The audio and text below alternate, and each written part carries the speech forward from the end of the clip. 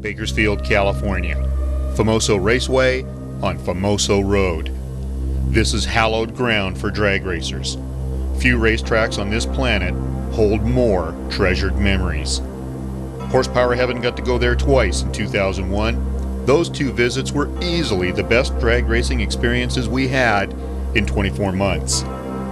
It was during 2001 when we got to see DeArmond make history at Mission Raceway Park on a Sunday in May.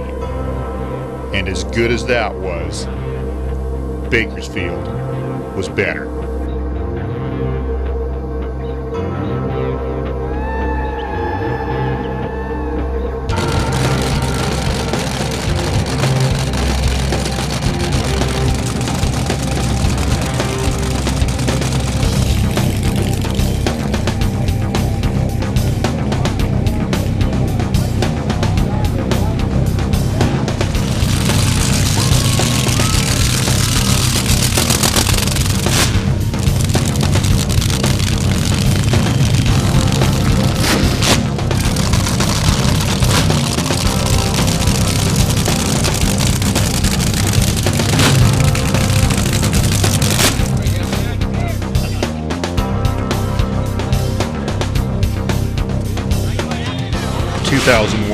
March 9, 10, and 11, the famed March meet at Bakersfield. The good guys like John Drummond here helped make this deal happen. It's where Top Fuel is king, and where these guys never live for nothing.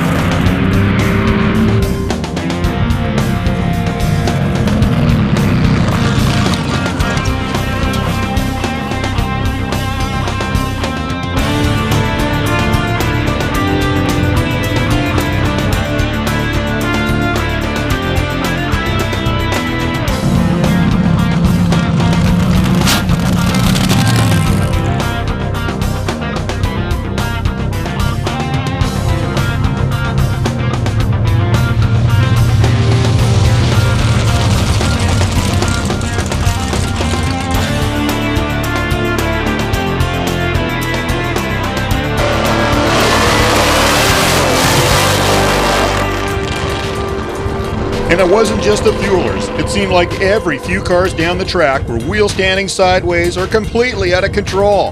We loved it.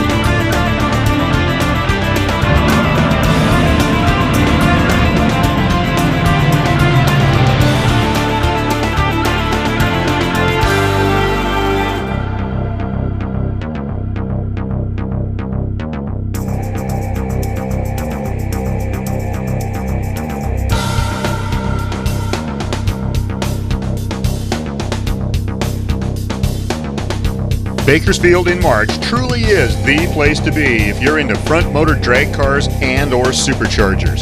There are more huffers here than in any one race we'd ever been to. Of the 400 odd vehicles in the pits, at least 300 of them had to have been flown. And if you didn't happen to have one of those lying around, there were some other unique ways to make horsepower.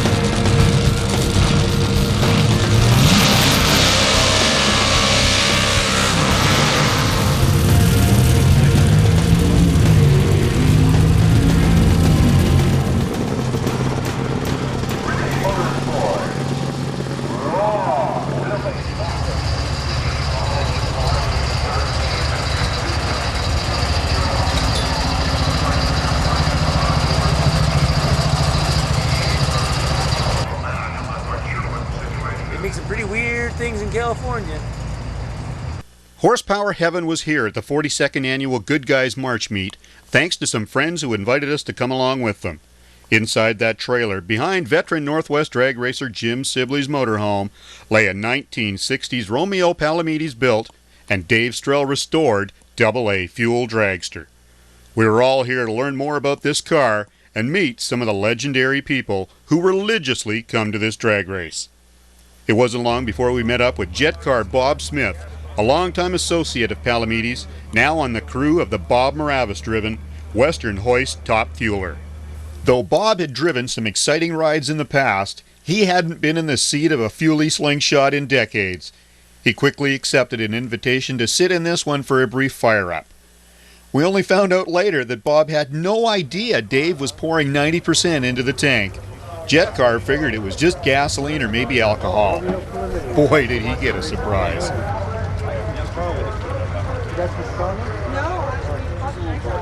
Oh, I see. I used to go to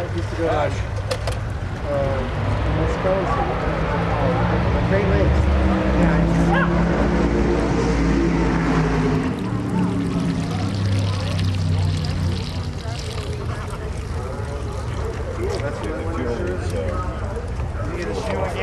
Fire it up. Oh, good. You got it? Okay.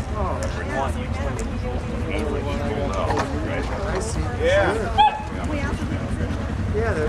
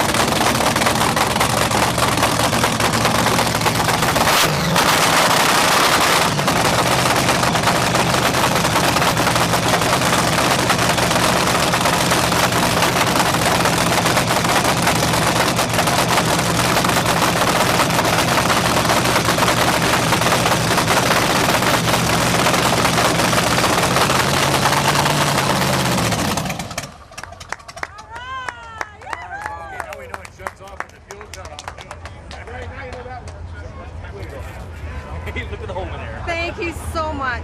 Thank you so much. A couple of words before you get out of there, Bob. What can you say? Wow. Double bitching. very good. Here, sign this so I just keep it. Oh, that's wonderful. Just wonderful. Oh, man. Yeah, no, it's almost like I was there yesterday.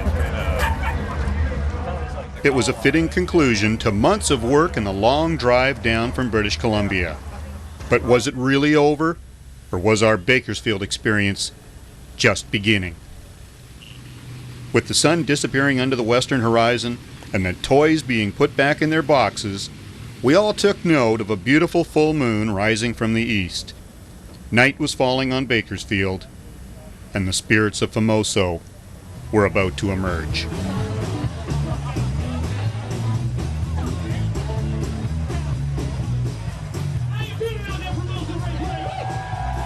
With a live band blasting away right in the pits, we took a stroll through an expanse of ancient asphalt that had played host to nearly every big name this sport has ever known. As we wandered through the assorted busy pit stalls, we had to try and imagine what this place must have been like 40-odd years ago. Then, as the sound of the music faded in the distance and the glaring lights of the big rigs grew dim, we came upon a spot that literally stopped us in our tracks. We had seen it before in the daylight, but now in the still of night, Famoso Grove was transformed into something totally different. For the uninitiated, the Grove is a large group of trees planted behind the main grandstand, each one dedicated to a special drag racing person. It was so cool when we found a tree dedicated to the name of the late Romeo Palomides, so we just had to go look for it. It was then we got the surprise of our lives. The fact that we're standing here tonight, that there, full moon, and the car that he built And never raced. And this just 30 happens to years be his ago. tree that's been here for years. 35 years And ago. that just happened to be where we parked the trailer with his car in it. And you will do this during the daylight so you can actually see. That is very strange. Willie went on a mission. Willie went on a mission to find Romeo Palomides' name, and he found it. He always wanted this car to come here. I'll bet you. There's something spooky about all this. Later the next day, we took the car over to the tree with Bob in tow. He was more than happy to pose for a few photos. It was the perfect ending to our little Bakersfield road trip. So what was left? Would it all end here? Was this the whole story for this small group of Canadians? Throughout this trip, we all kept asking each other, how can it get any better than this? Amazingly, every time somebody came out with that line, it did get better. And so, late on a Sunday night in March 2001, we all asked it one more time, just for the fun of it. Little did we know that in 7 months, it would get far, far better than we could even remotely imagine.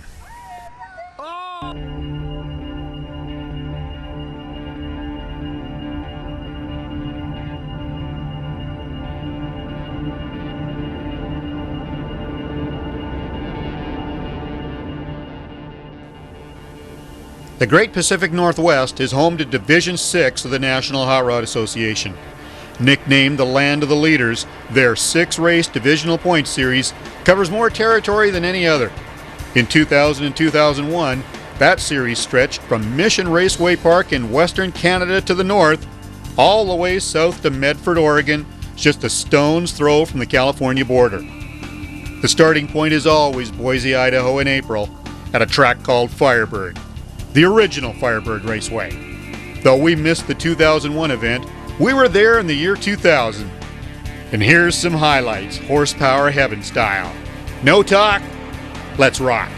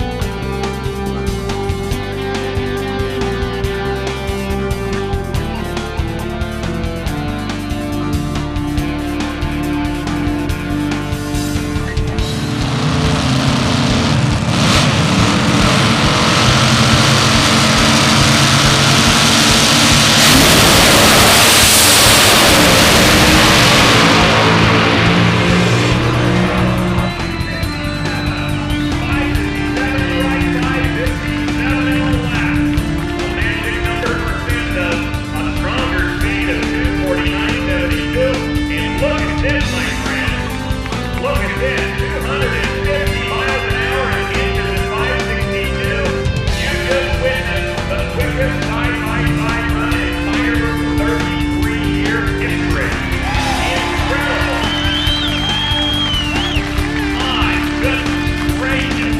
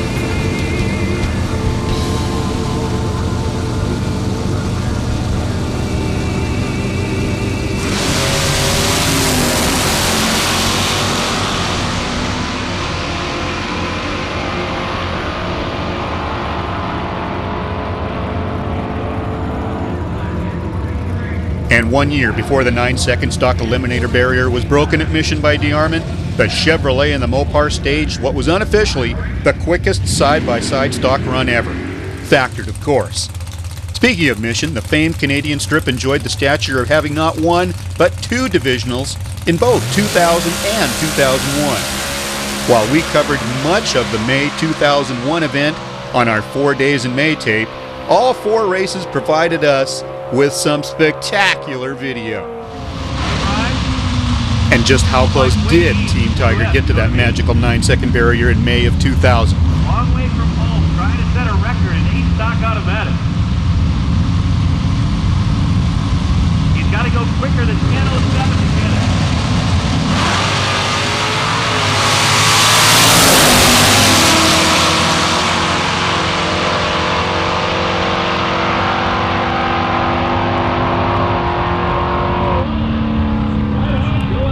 Junior, 10:01, 131 to speed. That'll do it. Max, you got both ends of the record, also set the speed over 140.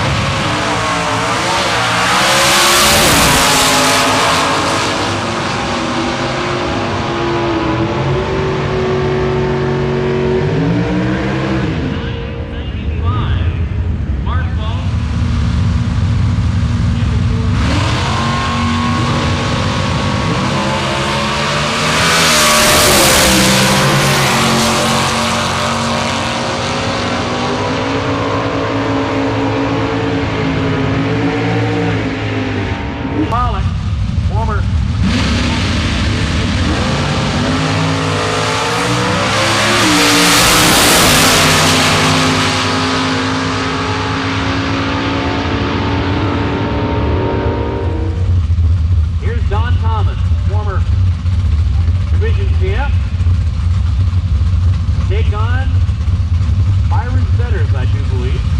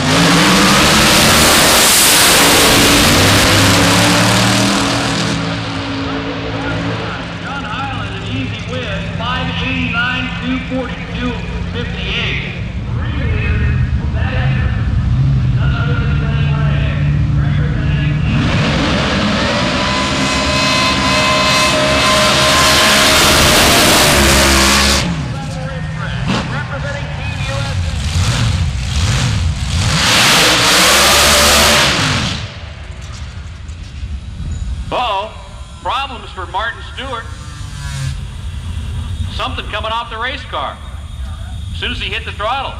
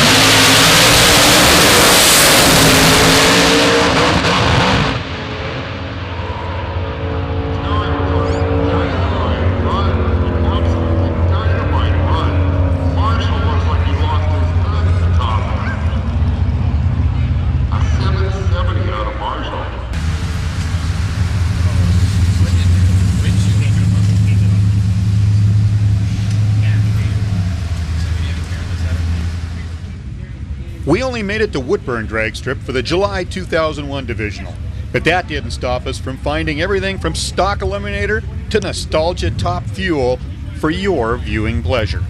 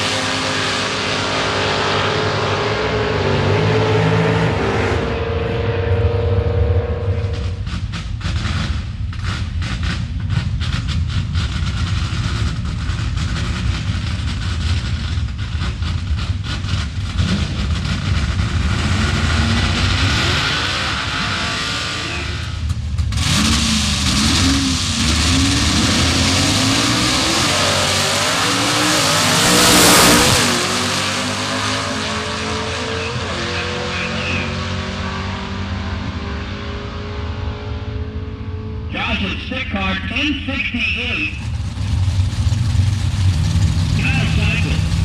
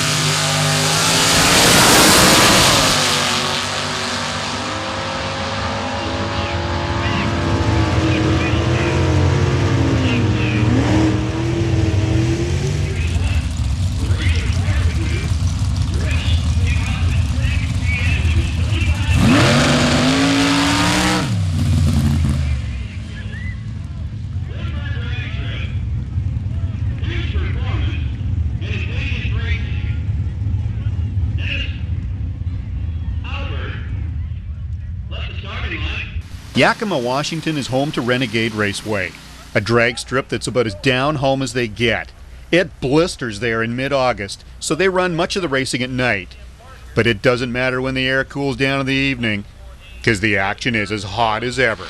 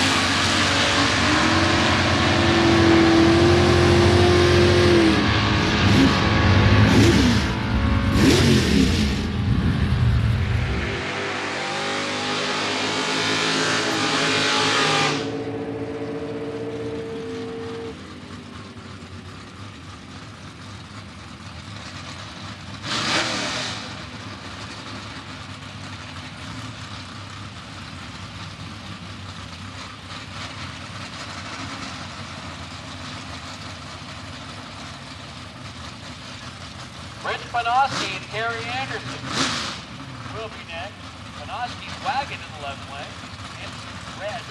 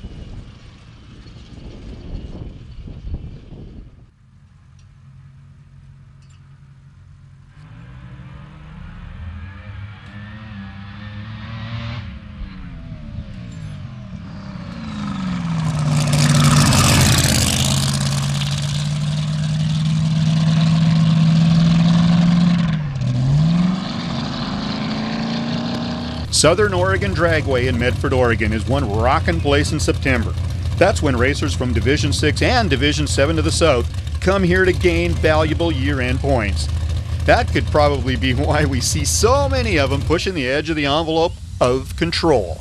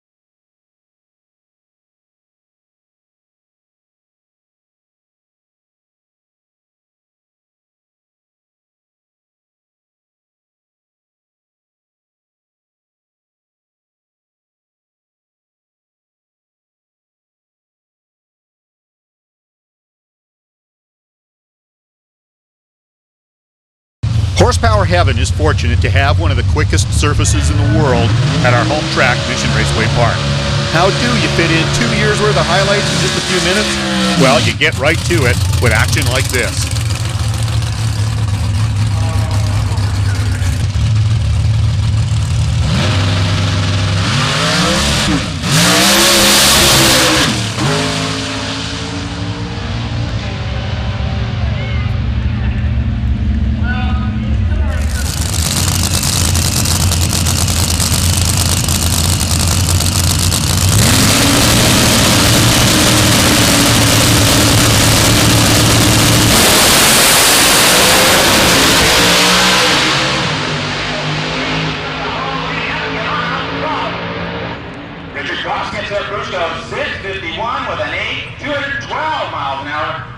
junior going through the 696 with a 650, 2 miles an hour. Foul.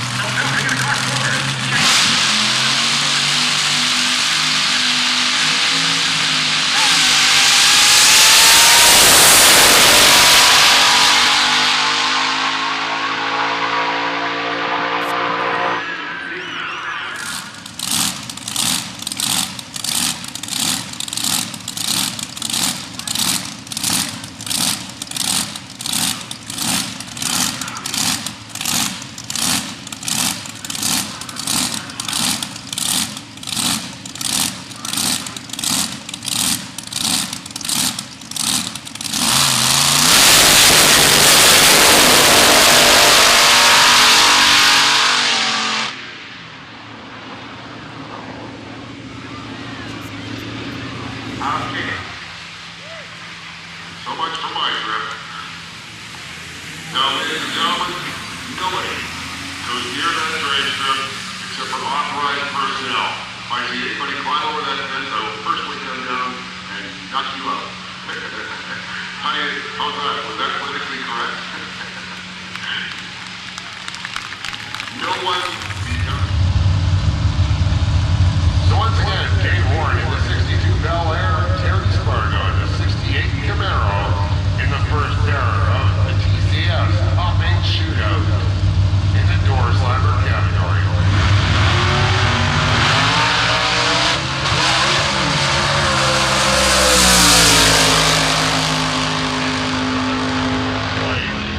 But Kate Warren definitely gets that killer wheelie award for the day.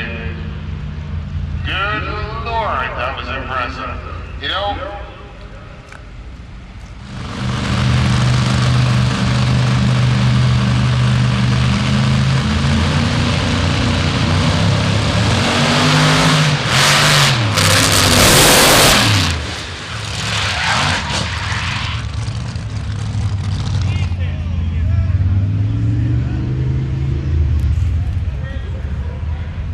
if you are not involved with the safety crew, you are not to be out on the track. If you are not...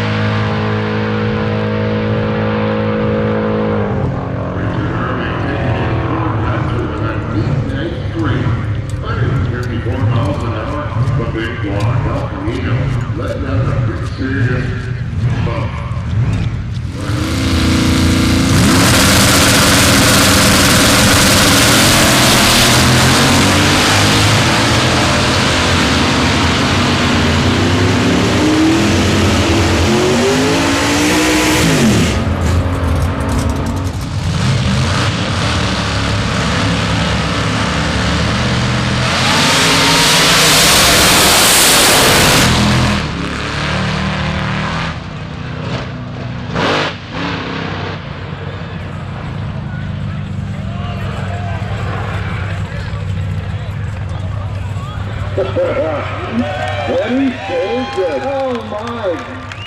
I'm going to say it, my God. Oh. The crowd goes wild down here on the starting line. I don't believe that. Murphy's going to have to go to the X-rays to figure out which side of his body his kidneys are on now. Is somebody going to run them a roll of toilet paper?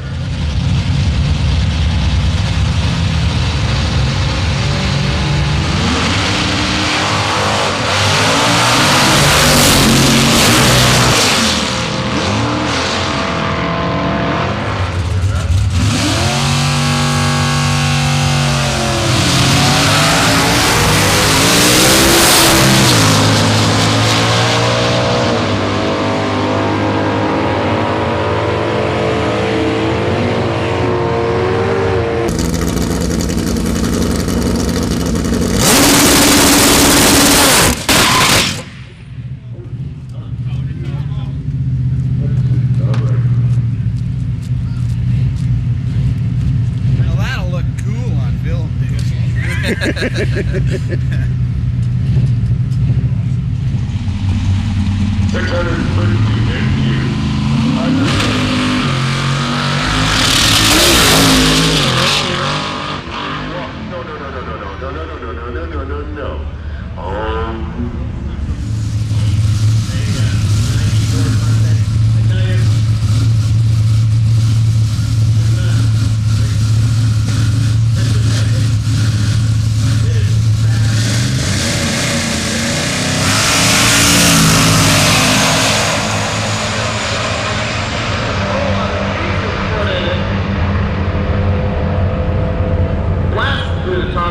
977, Del G to 9 and 896.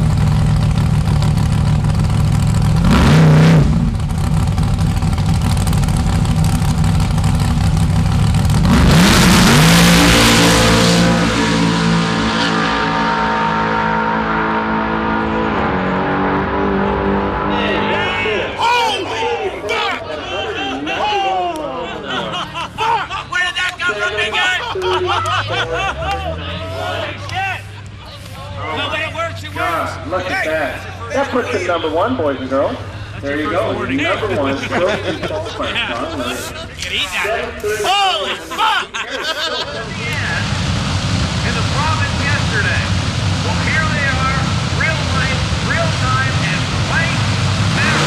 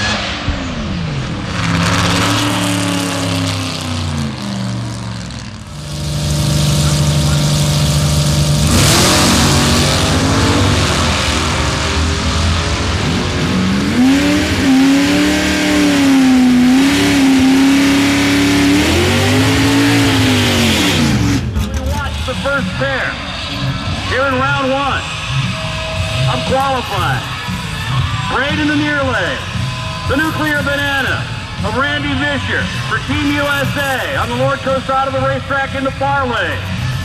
Both second, 778 for Randy Vischer. So mark that one down for Team USA.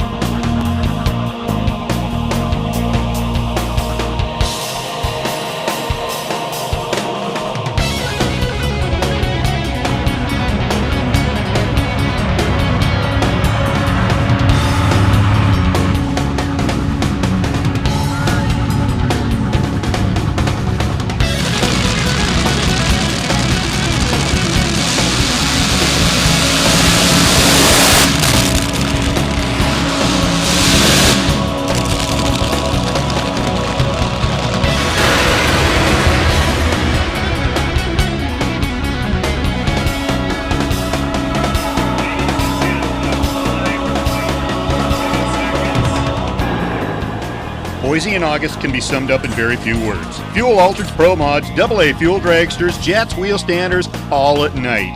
In fact, nitro at night is a saying the new crew at Firebird Raceway live by. Horsepower Heaven has been here before, and frankly, we're amazed that this thing just keeps getting better and better every year. But we didn't make it in 2000, we sure did in 2001, where we saw full fields in all feature classes. So once again, sit back, crank up the volume, and enjoy the sights and sounds from one of the greatest drag racing experiences on planet Earth, the Pepsi Nightfire Nationals at Firebird Raceway in Boise, Idaho.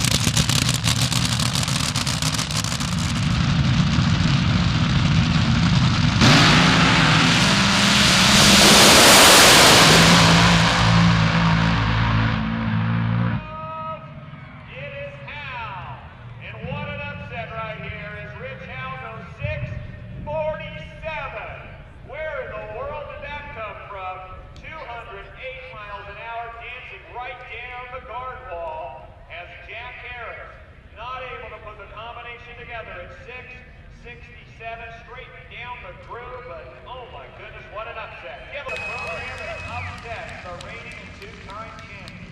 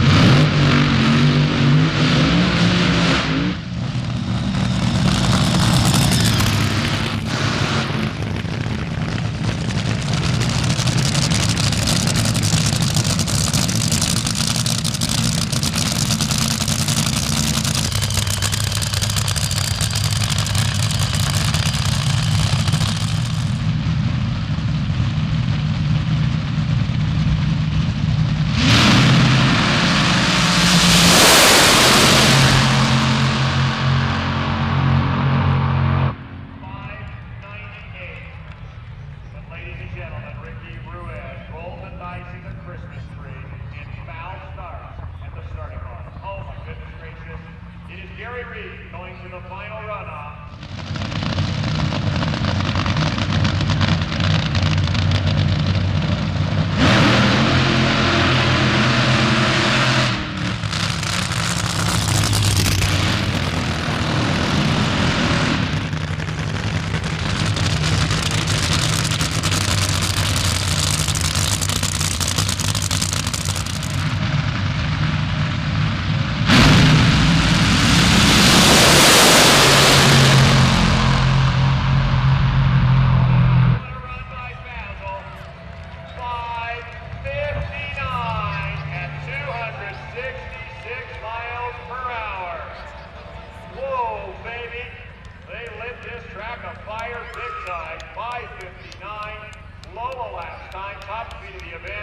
The Grizz blazing the hides out in the middle of the course. Jamie Bodenstadt going 651, 254.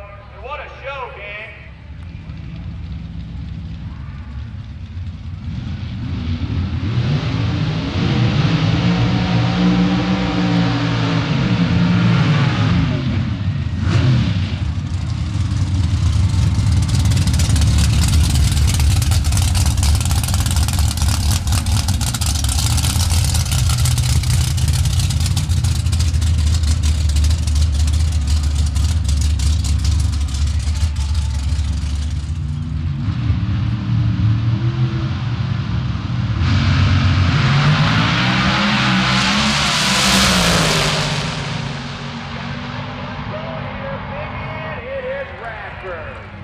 And barely does he make that one happen. 670 and 677 for Karunski.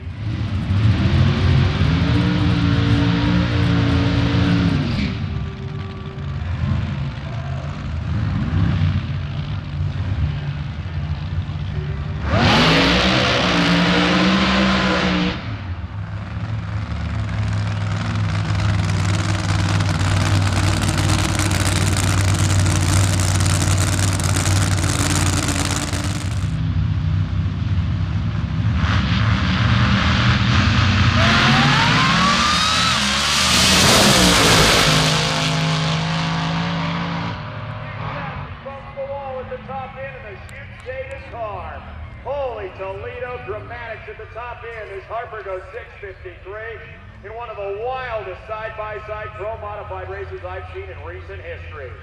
Shelby slaps the wall after a 4:19 reaction time, and Shelby goes off the end of the racetrack. Yes, he had the cubes deployed, and the safety team immediately responding down to the far end of the racetrack.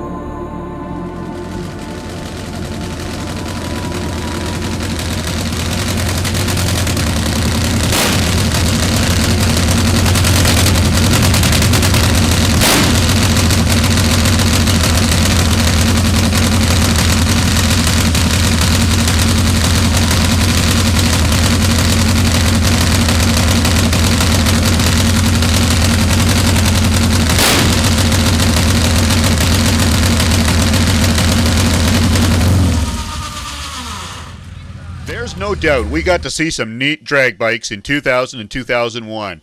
It was a time when the two-wheelers, especially the Nitro two-wheelers, really came into their own. Top Fuel V-twins ran hard from Mission to Medford, running with not only the NHRA as an exhibition class, but with the Canadian Motorcycle Drag Racing Association's year-long series. But it didn't matter where they ran, as every trip down the quarter mile is an adventure on one of these things. Ron, Chris, light them up!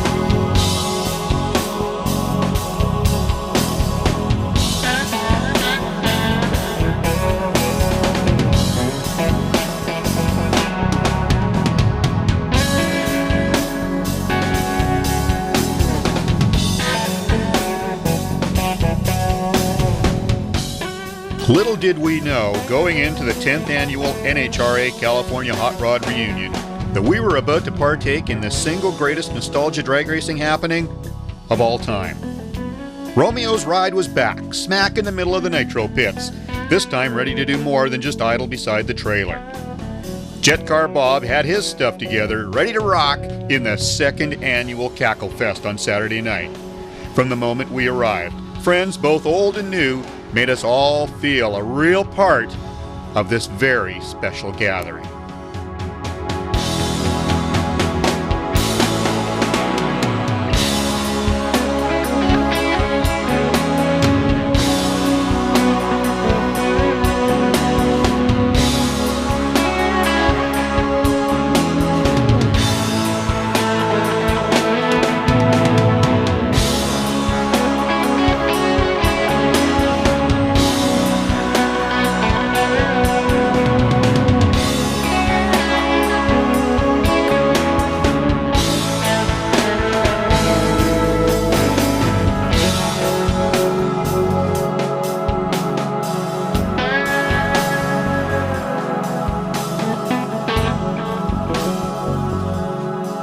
That was the car pitted on one side of us, and this is the car pitted on the other.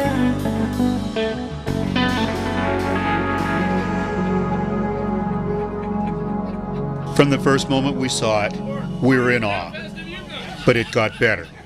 Not only is the weekly Rivero Fox and Holding Frantic 4 one of the most beautiful dragsters ever, it's got the best cack of any of them.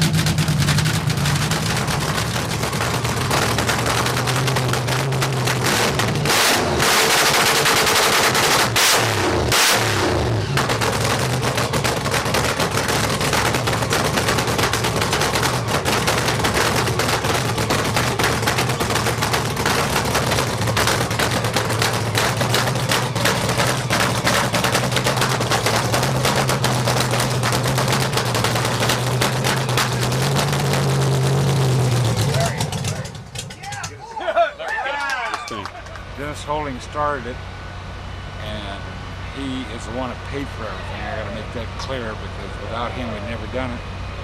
And originally he just wanted to do the crackle thing, but I told him if we're going to do it, we're going to go all the way, do a smoky, and do it like we used to do. Also, we made a squirt in the car at my cousin Ty Norton's house last Sunday, and the new little girl did what she used to do, raised the front end about a foot and smoked the tires. No kidding. So that's what we're going to try and do with that thing this weekend. Going to boil the hides and do wheel stands. Unbelievable. Briefly, your history with this car. Well, Ron Rivero and I originally had the car with our own motor in it. We blew a bunch of parts, so we got together with Fox and Holding, which brought the Frantic 4 together. The best thing that ever happened. And when was that? 64, about 6 months after we had built the car. And it's the best thing, that's where the Frantic 4 came from. It's the best thing ever happened to all of us. It looks so damn small, it looks like a toy.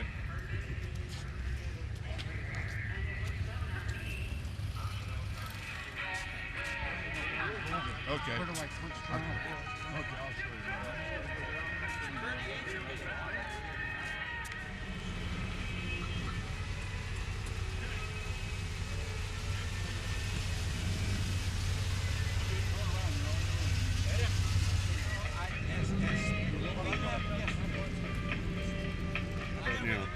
I'm more excited than I think I can remember being in any other car, you know. I mean, we've been working pretty hard to get this thing completed, and it's just kind of like a dream come true, you know, to see this thing, and it turned out so nice. I hope we haven't made any mistakes, or hope I haven't made any mistakes especially, but I'm sure things will go well. This being a, you know, pretty experimental deal, you know, the first pass is always, you know, what should we do, what haven't we done, and should we put water, should we not put very much water, you know, that kind of deal. So it'll be, you know, besides being exciting, it'll be a learning pass too, of course.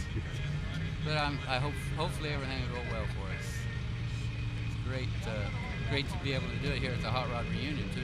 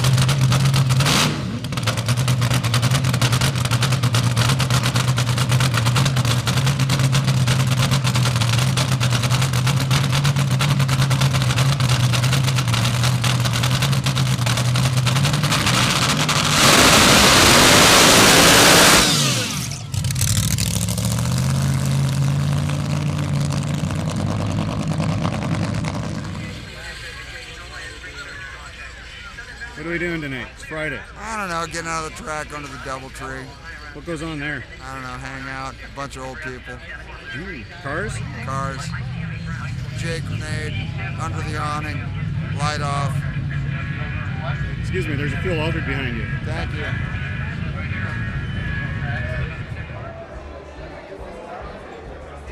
Friday night at the DoubleTree is a happening you must simply see to believe. Imagine partying shoulder to shoulder with the legends of drag racing. Did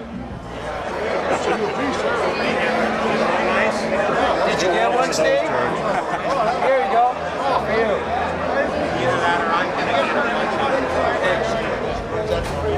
Then I got my tech school. I teach guys how to build heads and racing engines. I'm an old-time race car photographer. Oh. And and that's because we stood out there with no roll cages, no fire suits, crazy bastards, and did it, and we survived. Come on, Dan, come see the elephant. And there's even more outside, with dozens upon dozens of the Southwest's finest street rods cruising in and out all evening long.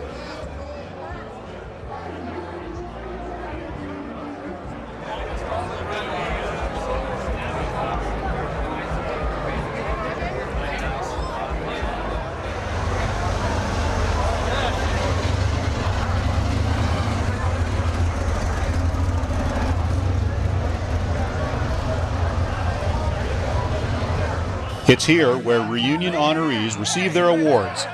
But once the official duties end, it's a free-for-all for autograph seekers and stargazers.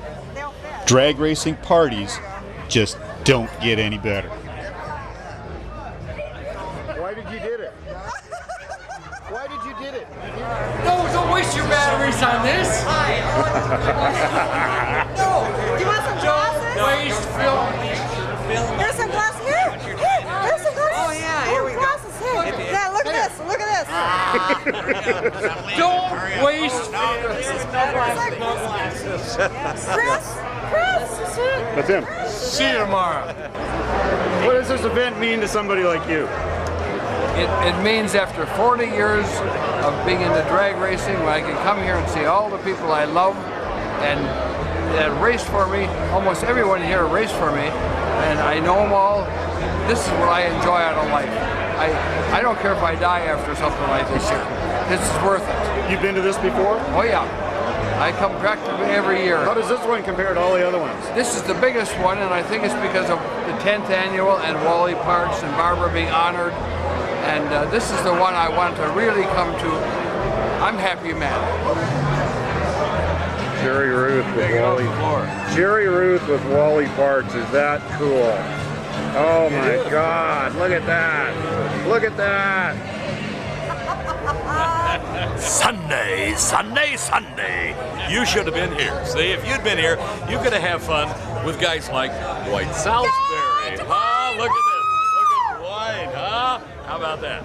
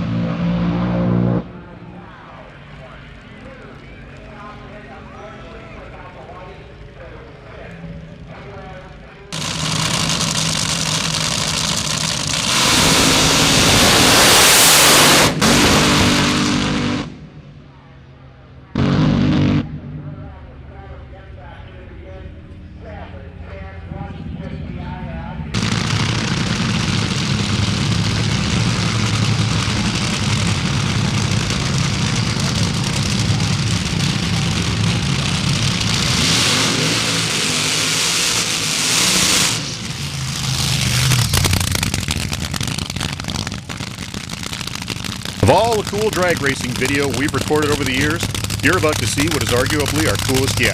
Saturday morning, October 6, 2001.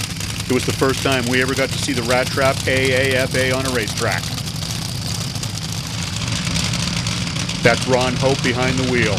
Former driver Don Green with a beard standing behind the car. And you're about to see why fuel altereds rule.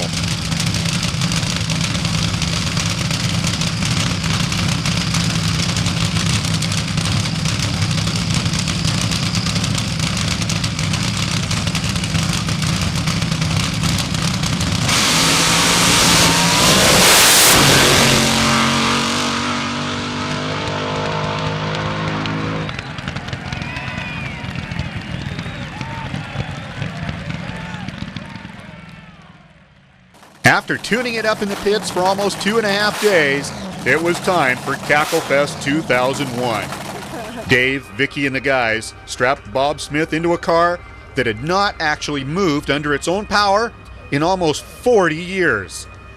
To say everyone was nervous was a gross understatement. And so, amid a collection of dragsters unlike this sport had ever seen before, they pulled out. Cackle Fest number 2 was on.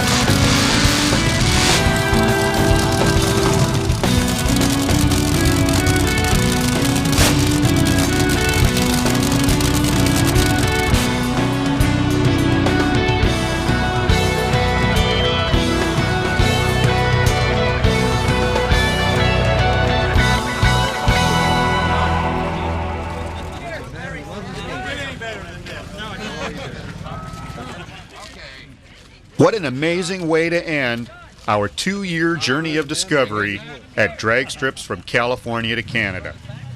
Through it all, we got to know so many wonderful people and had a front row seat to witness some of the best this sport has to offer. In the case of what we've showcased here, it's not about just who wins. It's about the excitement that only drag racing can provide, and how into a new millennium, that excitement is as thrilling as it ever was in the past. For Horsepower Heaven, I'm Larry Pfister. Thanks again for supporting what we do.